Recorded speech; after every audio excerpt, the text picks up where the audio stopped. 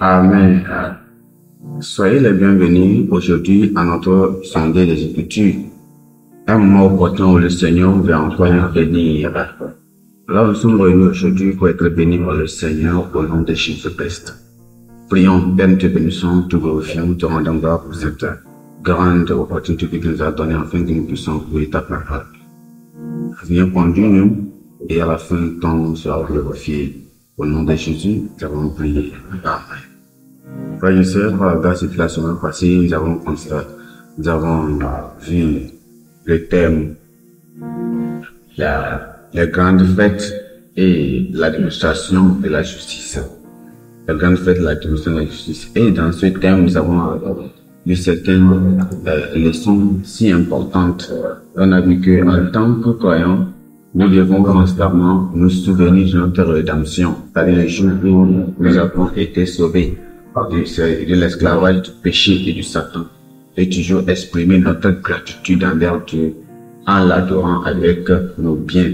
Et quels sont nos biens que nous avons, c'est-à-dire nos offrandes et les dons au projet de l'Église, par exemple les retraites, les GCK, etc. Et ces dons doivent être faits en premier lieu comme une marque d'expression de gratitude envers Dieu. Donc, en tant que croyants, nous devons être sélectifs pour nous assurer que nous adorons là où le Seigneur lui-même l'a désigné, c'est-à-dire sa maison ou dans l'Église, là où sa présence est attirée et sa gloire est établie. Donc, en tant que croyants, nous devons aussi consciemment et quotidiennement vivre nos vies sans levain du péché. Et ce levain-là, c'est l'hypocrisie, et c'est quoi? C'est le péché. Alors, par la grâce de Dieu aujourd'hui, nous allons aller dans ce thème qui sera intitulé dans le livre de Nombre, chapitre 18, et ce sera la promesse d'un prophète. La promesse d'un prophète, ou bien le prophète promis. Le prophète promis. Alors, nous disons dans notre texte de lecture, dans Deutéronome chapitre 18, le sacrificateur et les Lévites, la tribu entière de Lévi n'auront ni part ni l'héritage avec Israël. Ils se nourriront des sacrifices consumés par le feu en l'honneur de l'Éternel et de l'héritage de l'Éternel. Verset 2 dit, ils n'auront point d'héritage au milieu de leurs frères, l'Éternel sera leur héritage comme il leur a dit. Alors, voici quel sera le droit des sacrificateurs sur le peuple de ceux qui offriront un sacrifice, un bœuf ou un agneau.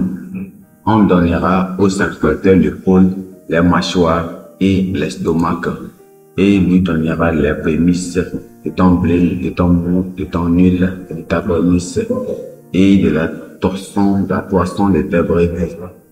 Et car c'est lui que l'Éternel, ton Dieu, a choisi avec toutes les tribus pour qu'il fasse les sacrifices au nom de l'Éternel et lui et ses fils à toujours. Gloire à Dieu. Lorsque on peut continuer jusqu'à, pour le temps, nous ne voulons pas que la vidéo soit longue. Là, nous allons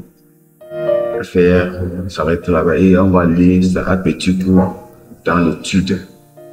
Alors, nous voyons ici que le Seigneur lui-même avait voulu voir qu'il y a une solution à son peuple, que son peuple fasse quelque chose pour lui honorer. Alors, c'est l'exemple lequel nous voyons pas. Lorsque nous regardons un peu dans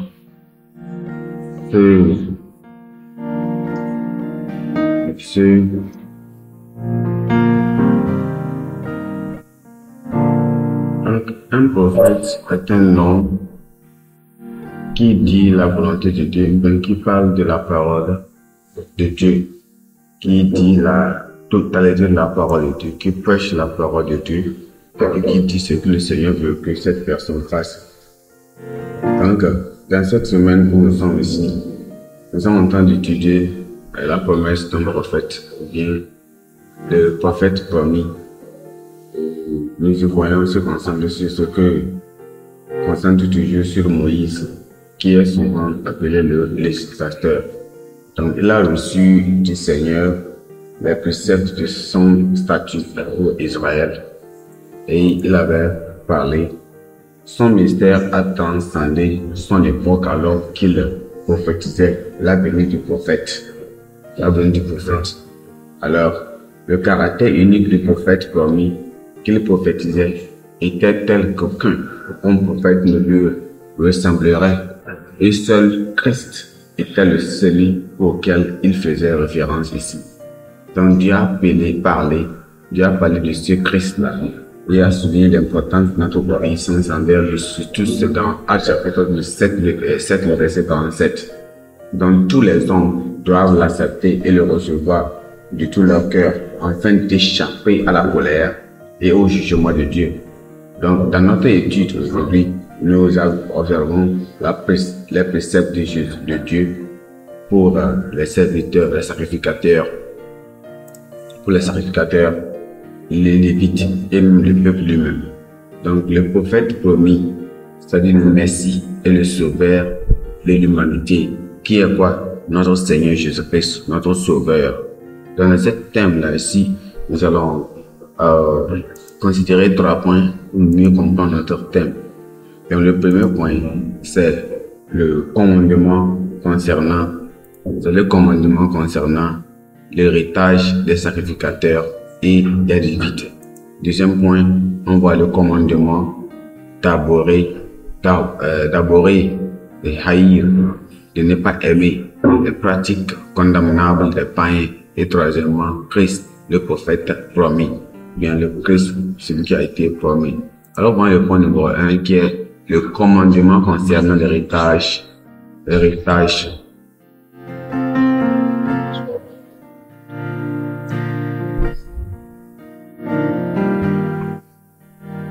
Le commandement concernant l'héritage des sacrificateurs et des Lévites. Dans ceci, nous voyons ici un peu, lorsque nous sommes dans la partie de nous avons déjà lu ce livre au verset 8, et nous voyons exactement ce que le Seigneur dit concernant ces enfants d'Israël.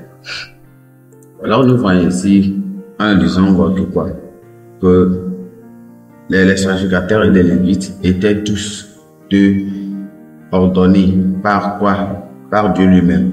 Donc, ils n'avaient pas d'héritage. Leur part, ils n'avaient pas d'héritage. Leur héritage, bien leur part d'héritage, venait directement du Seigneur lui-même. Donc, ils devaient être absolument dévoués, consacrés et engagés au service du sanctuaire. Ils devaient rester fidèles à leur service et ne jamais emprunter dans l'autre engagement séculaire. Alors, cependant, le Seigneur ordonnant aux enfants d'Israël de prendre cette disposition adéquate pour leur subsistance. Donc, les serviteurs, les sacrificateurs et les Lévites, ou bien les prêtres et les Lévites, devaient tous bénéficier de leurs obligations. Pourquoi? Parce que ces avantages n'avaient aucun caractère distinctif. Alors, quelles leçons nous pouvons en tirer de cela? Donc, ce qu'on en tire, c'est que quoi? Il n'y a pas d'avantage dans la vie de Dieu sans obligation. Donc, tous les ministres et tous les ouvriers chrétiens doivent noter que nous ne pouvons que bénéficier ou profiter des richesses de Dieu quand le servant fidèlement. C'est en ce moment que nous pouvons bénéficier des promesses ou bien des bienfaits de Dieu. Alors, c'est là où nous pouvons bénéficier. Pour bénéficier des bienfaits de Dieu, nous devons vraiment travailler, nous devons œuvrer pour Dieu. Et ça, œuvrons pour Dieu en faisant obligatoirement, en servant le Seigneur, respectant ses lois, que nous allons comment bénéficier de ces bienfaits. Point numéro 2, c'est le commandement d'abolir les pratiques commandables, voyons, des païens. Donc, on voit qu'il y a beaucoup de choses que les païens font et Dieu n'était pas content de leurs pratiques. Lorsque nous lisons dans Deutéronome chapitre 18 à partir du verset 9 à 14, on voit exactement ce que le Seigneur a parlé. Le Seigneur les a parlé concernant leur esprit. Parce que le chapitre 19 les donne un aperçu sur comment il va choisir son prophète Moïse et le vrai prophète qui sera Christ lui-même. Et il parle des faux prophètes et ceux qui ne sont pas engagés. Donc, dans ceci, nous voyons que quoi? Que Dieu lui-même a voulu les montrer qu'il ne doit pas faire certaines pratiques qui étaient les pratiques des païens. Donc Dieu a ordonné aux enfants d'Israël de ne pas apprendre les pratiques abominables des nations païennes. C'est-à-dire, quand on dit les païens, c'est-à-dire les pécheurs. Donc, et les a mis en garde contre quoi? Ces choses-là. Donc, ces pratiques comprenaient quoi? La sorcellerie. Ouais, non, la sorcellerie, cette pratique-là était la sorcellerie. Premièrement, c'était la sorcellerie. Et c'est quoi la sorcellerie? La sorcellerie consiste à utiliser des pouvoirs surnaturels pour influencer des événements ou des personnes. Donc, elle est souvent associée à des pratiques sombres où des sorciers ou des sorcières utilisent des sorts ou des rituels pour manipuler quoi? Leur environnement. On voit aussi deuxièmement, on voit la magie. La magie, c'est une mauvaise chose. Donc, la magie est un terme général qui désigne quoi? L'utilisation de pouvoirs surnaturels pour changer la réalité. Elle peut inclure des sorts, des potions ou même des amulettes. Ben, sur le bouquet il existe aussi différents types de quoi? Des sorcelleries. Tout ça là, c'est mauvais devant le Seigneur. On voit la divination. La divination est l'art de prédire l'avenir et de quoi? De découvrir des choses cachées. De découvrir les choses cachées. Il y a des gens qui font la pratique de lecture des cartes de tarot, même des horoscopes, ou bien l'observation des signes dans la nature pour obtenir quoi? Des réponses. C'est ça qu'on appelle la divination. C'est la divination. La divination. Nous avons ce qu'on appelle la nécromancie.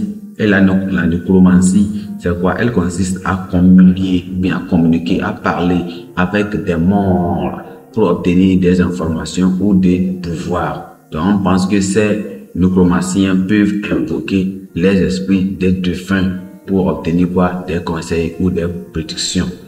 Et d'autres, il y a encore d'autres. Il y a aussi ce qu'on appelle la clairvoyance. La clairvoyance est la capacité de voir ou de prédire l'avenir. Les voyants utilisent souvent des signes ou des objets spéciaux pour interpréter ce qui est à venir. Ce terme peut inclure quoi? La prophétie ou la consultation des médiums. Il y a aussi d'autres. L'observation des temps. L'observation des temps, on a aussi ce qu'on appelle ça, consiste quoi? À surveiller des périodes spécifiques, comme les saisons, même des phases de la nature, pour obtenir des conseils spirituels. Voyez donc. Et il y a aussi ce qu'on appelle les esprits familiers. L'esprit familier, c'est un esprit ou une créature surnaturelle qui aide une personne, comme une sorcière ou un sorcier, donc en lui fournissant des conseils ou des soutiens. Donc on les imagine souvent sous forme d'animaux. Il peut prendre certaines formes d'animaux, de quoi n'importe comment, pour pouvoir servir de protecteur ou bien de guider les jeunes. Donc ça on appelle les esprits familiers. Le Seigneur avait dit, les enfants d'Israël de se mettre à l'écart. Parce que un croyant véritable conscient du Seigneur ne doit pas faire ces choses. Alors nous devons nous en sortir et nous en séparer. Dieu exige que quoi? Chaque chrétien soit saint en pensée, en parole et en action, sans communion avec des œuvres infractueuses des ténèbres. Que le Seigneur nous aide à être loin de ces choses au nom de Jésus-Christ. Dieu déteste tout type de pratique. Dieu insère que nous puissions l'adorer lui seul et lui seul. Gloire à Dieu. Moi, le point numéro 3. Le point numéro 3, c'est Christ, le prophète promis. Christ est le prophète promis. Vous voyez, non? Christ est le prophète promis. Deutéronome chapitre 18, disons le verset 15. Le verset 15. Vous voyez dire quoi? La Bible dit que, car c'est la nation que tu casseras, écoute les astrologues et les défunts. Mais à toi, l'Éternel, ton Dieu, ne le permet pas. Ne le permet pas. Et verset 16, il dit, car il répondra ainsi, et la demande que le fin l'Éternel, ton Dieu, a reçu l'assemblée quand tu disais que je n'entends plus la voix de l'Éternel, mon Dieu, et que je ne vois plus ce grand feu afin de ne pas mourir. Gloire à Dieu. Donc, on voit ici que le Seigneur les avait avertis des choses mauvaises qui ne devait pas comment faire. Mais si nous voyons ici quoi, le Seigneur lui-même se montre comme le Messie. Dieu a promis de susciter un prophète à l'image de Moïse qui annoncera la parole de Dieu à son peuple. Et ce prophète promis-là, le vrai prophète, c'est Jésus-Christ qui a été déclaré et confirmé par Moïse lui-même. Vous voyez, non? Jean-Baptiste l'a dit. Et Jean-Baptiste a dit quoi? C'est qui est le persécuteur, le précepteur, celui qui l'a précédé. Il a mentionné comme le prophète promis. D'autres comme l'apôtre Pierre, Étienne, les pharisiens, beaucoup de personnes ont mentionné Jésus-Christ comme le prophète promis. C'est lui qui est le prophète promis. Gloire à Dieu, il est le prophète promis. Mais quand nous regardons sur ces choses-là, on voit que quoi? On voit que de nombreux aspects et de vie et de ministère de Moïse peuvent même faire comment? Peuvent être comparés à ceux de Christ. Premièrement, Moïse et Christ ont tous des ministères de médiation, d'intercesseur et de leadership et de prophétie. Tous ont des mêmes qualités comme ça. Deuxièmement, un témoignage de fidélité et d'excellence particulière dans le ministère. Et troisièmement, en une variété de miracles sans précédent. Ils ont été reconnus comme des prophètes vraiment puissants et des paroles devant Dieu. Et tout le peuple. Alors on voit aussi quatrièmement la communion étroite et intime envers Dieu. Tous deux ont passé 40 jours et 40 nuits en communion avec Dieu. Cinquièmement, on voit quoi? Un enfantement menacé sous des dirigeants cruels, c'est-à-dire Pharaon et même Hérode. Vous voyez comment Jésus-Christ est mené sous le leader Hérode qui l'a vraiment dérangé. Et Moïse aussi est né sous le leader Pharaon qui l'a aussi vraiment dérangé. Septièmement, il y a aussi une démonstration de puissance sur la mer. Et tout ça là, c'est s'est passé. Gloire à Dieu. On voit aussi que quoi? Cependant, il y a beaucoup de preuves scripturelles claires de la supériorité de Christ sur Moïse. Il y a Jésus-Christ est supérieur à Moïse. Cette différence c'est quoi? Bien que Moïse ait accompli le ministère de médiation entre Dieu et son peuple, Moïse aurait surpassé les autres prophètes en parlant à Dieu de bouche à bouche. Mais Christ l'a surpassé en tant étant issu du sein du Père, parce qu'il est Dieu, voyez-vous. Troisièmement, alors Moïse était un serviteur fidèle dans la maison de Dieu. Christ était un fils fidèle sur sa propre maison, voyez-vous. Voilà la différence. Et en termes d'ampleur des miracles, Christ a surpassé Moïse lorsqu'il a ressuscité les morts à la vie et également ressuscité les morts. Et aussi on voit que Moïse a prononcé la parole de Dieu, mais Christ est la parole éternelle personnifiée. Selon Jean 1, le verset 14, c'est lui-même qui a la parole personnifiée. Mais Moïse a prononcé cette parole qui était Christ. Alors sixièmement, on voit que la conception et la naissance de Moïse était naturelle, mais celui de Christ était surnaturel, parce que ayant été conçu et né d'une vierge par la puissance du Saint-Esprit. Vous voyez, non? C'est ça, la différence. Ça. Christ surpasse Moïse. Moïse était une créature qui a hérité de la nature du péché, mais Christ est le créateur sans péché et irréprochable de toutes choses. Gloire à Dieu. Donc nous voyons aussi de même, ce qui suit doit être considéré comme quoi? Il y a des gens qui peuvent être considérés comme des faux prophètes. Il y a des gens qui sont des faux prophètes. Donc premièrement, toute connaissance ou révélation visible qui contredit la parole inspirée. Cette personne-là qui va dire cela, cette personne est une fausse prophète. C'est un faux prophète qui contredit la parole, il ne dit pas la vérité de Dieu. Et deuxièmement, on voit toute forme d'adoration qui vise à adorer quoi? Qui vise à adorer ou bien à détourner les hommes, le peuple de Dieu, de la vérité. Troisièmement, on voit le conseil la direction ou le ministère accompli sous l'influence d'esprits familiers. Ces personnes qui utilisent cela sont des faux prophètes. Quatrièmement, donner de faux espoirs, de la sécurité, de fausses sécurités. Et aux pécheurs et aux rétrogrades, ces personnes-là, ils savent que ces personnes sont dans les péchés, mais ils leur donnent des faux prophètes, des faux prophéties, des faux espoirs, des faux révélations, des fausses révélations. Et ces personnes rétrogrades, ils leur donnent des fausses révélations, c'est là. Tout ça, le Seigneur dit qu'ils sont quoi? Des faux prophètes. Que le Seigneur nous aide. La question aux faux prophètes, des faux prophètes et des faux docteurs dans notre église ne doit pas être traitée à la légère, car ce sont des hypocrites, ce sont des menteurs, ce sont des trompeurs, ce sont des imposteurs, ce sont des partisans des faux doctrines qui utilisent la Bible et la religion comme couverture. Par conséquent, prenons garde à eux pour ne pas être tombés dans leur arme. Que le Seigneur nous aide. Nous savons Christ, c'est lui le seul Messie qui est venu pour nous sauver de tous nos péchés. Alors nous allons faire attention pour que nous ne soyons pas tombés dans les mains du diable. Toujours c'est pour le Seigneur et faire rien que ce qu'il veut que nous allons faire de Jésus-Christ. Le Seigneur nous a parlé aujourd'hui, que le Seigneur nous aide pour que nous puissions continuer à marcher selon sa parole au nom de Jésus-Christ. Prions, Père, te bénissons, te glorifions aujourd'hui pour ta parole, te glorifions. Maintenant, grâce, savons que tu nous as exaucés. Prions que tu nous contrôles, tu nous guides, afin que nous puissions continuer à glorifier ton nom, parce que ta parole vient, nous pouvons obéir au nom de Jésus. Seigneur, merci quand nous savons que tu nous as exaucés. Au nom de Jésus, nous avons prié. Amen.